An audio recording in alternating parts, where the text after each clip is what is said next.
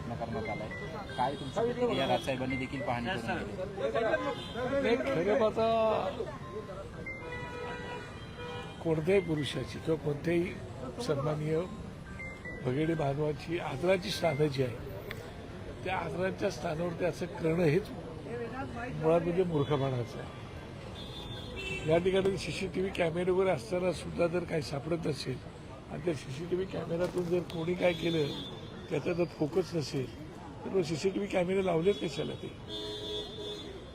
आणि का निवडणूक आता आहे त्या तोंडावर मुद्दाम केंद्रात आले का, कोणी केले, हातेपिर होता, काय होता, पोलिसांवरती आमचा विश्वास आहे. निश्चितपणे पोलीस त्याच्यावरती लवकरच तो शोधून काढतील. असं कळतं की ऑइल पेंट होता, लाल कलरचा ऑइल पेंट. हा, ह्याचा अर्थ एक नक्की आहे की हे जाणून बुजूनच केलेला प्रकार आहे असं मला वाटतं. ऑइल पेंट असं काय त्याच्यावर सक्त कारवाई झालीच पाहिजे.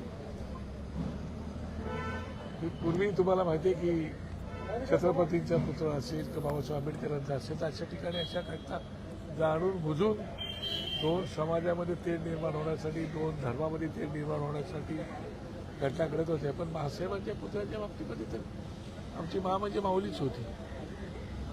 कधी कोणाला मान्य दुखवलं नव्हतं. त्यांचे त्या करण्याचं कारण काय, हा मोठा प्रश्न आहे. त्यामुळे त्याला कुठेही दयामाया न दाखवून त्याची कारवाई होणं गरजेचं आहे.